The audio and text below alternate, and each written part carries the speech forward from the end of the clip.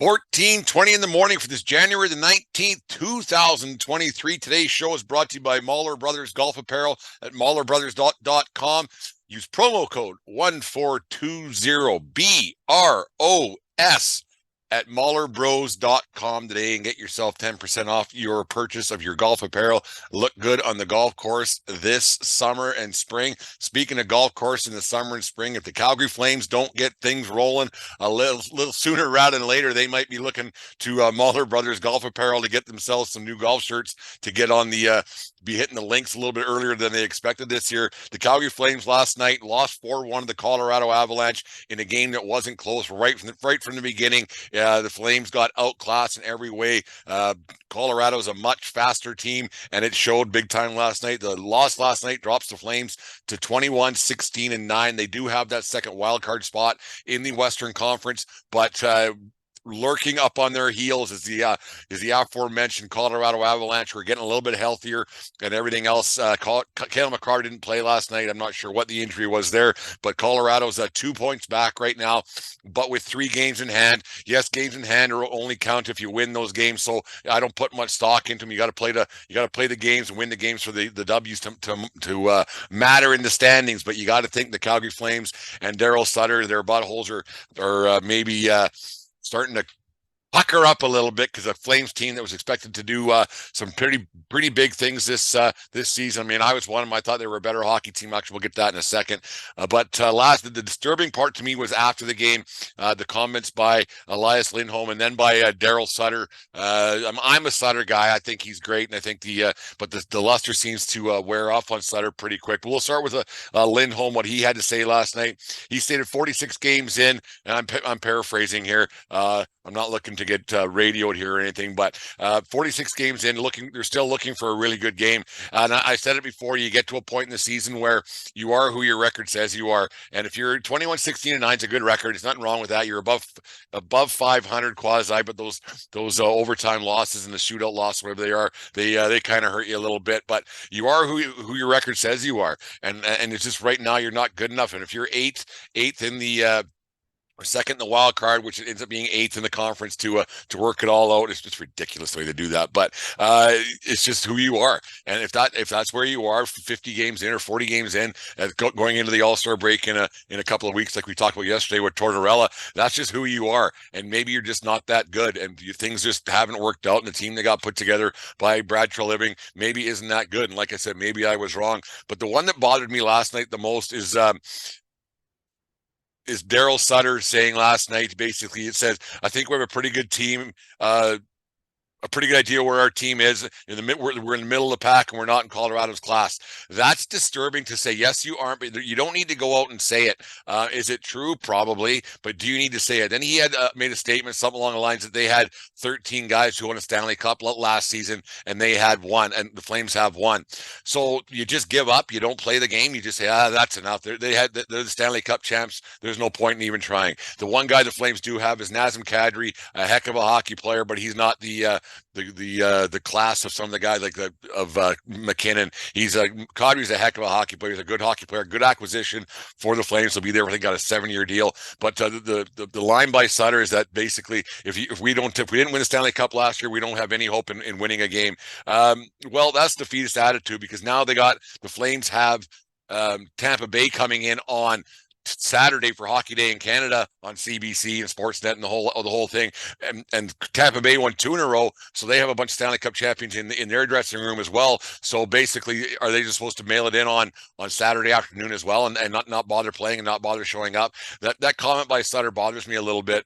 And a year ago to the day, pretty much, me and Dave were down here at Yankee Tavern North for a 1420 show, and we were touting the praises of Sutter and how he's how he's such a great coach and the way he can come into a situation and turn things around. But he does have a short shelf life, and that we've seen a lot throughout the hockey, the years in hockey, where people tune Sutter out after a few years. I didn't think it would happen this quick. Is Sutter a great coach? Yes. Is there problems with that roster in Calgary? Yes. It's a situation, we'll get to that now, that I didn't think that they were as the situation they're at now. I thought Treliving made some good deals last year when they acquired Jonathan Huberdeau from the from the Florida Panthers for Matthew Tkachuk. Tkachuk's having himself a all year kind of a year. Their team is struggling a little bit, but or a lot of it actually, which is strange considering Paul Maurice went in there to clean things up, and now they're actually worse than they were last year. But Huberdeau only has 8 goals on the season so far. He's a -2, non-existent most nights, and he just hasn't fit in, or he hasn't got anything going in Calgary since his arrival there this fall. Things just have not worked out there for whatever reason may be. People have speculated a bunch of different things. It's odd that Wide hasn't worked. You think a guy that stature could play. Losing Tkachuk hurt, but I think that I thought Huberdeau was going to be the guy, and he clearly has not been. Nazem Kadri, heck of a hockey player, so they replaced basically Johnny Gaudreau for Nazem Kadri. I like the way Kadri plays. He's a grinder. He skates well. He moves the puck well. He does everything you want of a hockey player. The problem that the Flames got right now is that they weren't getting goaltending from Markstrom from the beginning of the season, and that hurts. Like I've said before, you show me a good goalie and I'll show you a good coach. And Markstrom wasn't good to begin the season with. His numbers are getting better now, but it's Sutter who's sticking with Markstrom for the foreseeable future. Dan Bladder's 8-0-2 in his last 10, I think it is. I think that's what I read yesterday. And he's been winning, so why not run with a guy who wins hockey games? Would a goalie have made the difference last night against Colorado? Probably not. But the deal is that you have a guy who's winning, so you got to run with a guy who's hot and the guy who's going. Last week when we were we went to the homeland there to visit Mom, and she's a huge Flames fan, as our listeners know, to all our shows. That Mom out in Fort McLeod, she cheers on her Flames, or cheers down the Flames a lot lately. It seems to be. She's a big Lucic fan. We'll talk about Lucic in a second. But the big thing about she asked about Markstrom and the goaltending situation in Calgary, and she thinks I'm an expert on goaltending. I don't know why, maybe because I donned the pads a long time ago, the old flailing tender. But she basically said, like, what's wrong with the goaltender? And I said, Mom, maybe he's just not that good. She goes, that's exactly what I thought too. Maybe he's just not that good, and he's just he had a couple of good years there to get his contract, and he was terrible in playoffs last year, as you guys recall. He was like, there was no way they were beating the Edmonton Oilers. It was a battle of bad goaltenders last year between Mike Smith and Jacob Markstrom, and Markstrom was worse, so that's why the Oilers went on to where they were. But the thing is that the problem that you got there, I think, is Sutter having this penchant for his older guys like Lucic. Toffoli scored last night. He sticks with those older guys. He doesn't see past his nose a lot of times. And Sutter doesn't get a lot of criticism in these parts in Southern Alberta. They're legends from Red Deer down, basically, for their years of hockey in this area and things they've done. Like all 6 Sutter brothers played here in Lethbridge, and you can see one or two of them around the rink at all times. So the Sutters kind of have this get out of jail free card, and he had a free pass last year, and then throughout the years after they went into the Cup Finals in 05 or 04, whatever it was, and they had a good run. Then he became the GM of that team.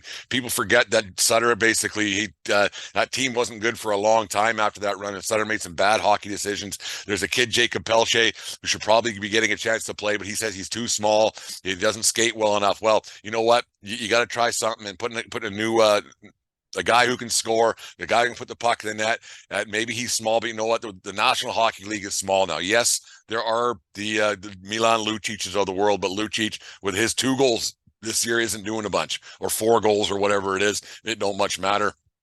At that point, at this point in the season, when you got 2 goals or 4 goals, who cares? And making the money he does, and I shouldn't even brought that up. When guys make money, I don't care. I don't care what their salaries are. They're on the team. They got a contract. Good for them. So that's one thing. Treliving, he's been rumored to. We were out for dinner last night, and Luke Davis was sitting there, and he's a big Flames fan, and he heard the same rumor that I did, that Treliving and Sutter are butting heads a little bit, and he might be on his way out and say, listen, I can't work like this, because if Sutter has all the say and all the go, maybe it's time to move on. And who knows, that might be a thing now, and they'll give the reins to somebody else for the GM spot.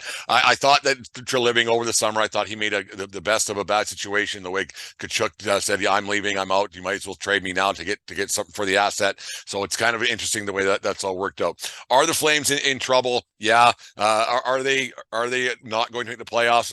I don't know. I don't think anybody expected Seattle to be where they are, but they are. And you got to think that Edmonton's going to keep going after they got the scolding from the 14:20 in the morning. It's funny that's happened, that Edmonton's been a lot better since last week's 14:20 in the morning, when I was saying they've been horse shit. And then a few weeks back when I said that Philly was horse shit, and they've been going a little bit since they got the 14:20 kick in the butt to get going. So maybe the Calgary Flames from here on in will get the 14:20 in the morning push that they need, because it seems to work a little bit. Maybe it's I don't know if they're listening to me or listening to, or it's just the karma coming from here, because things are going pretty good at World Headquarters. So a little bit of karma spread the right way. You never know what might happen.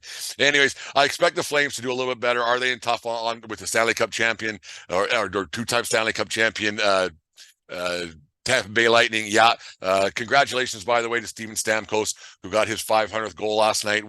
He's had a hell of a career, and playing in not anonymity down there in Tampa, but it's an easier way to play hockey, I think, would be in Florida, where there's no taxes, and you can go into after the game, you can go out and do whatever you want and have a good time and the like. But anyways, 14:20 in the morning, brought to you by Mahler Brothers and MahlerBrothers.com.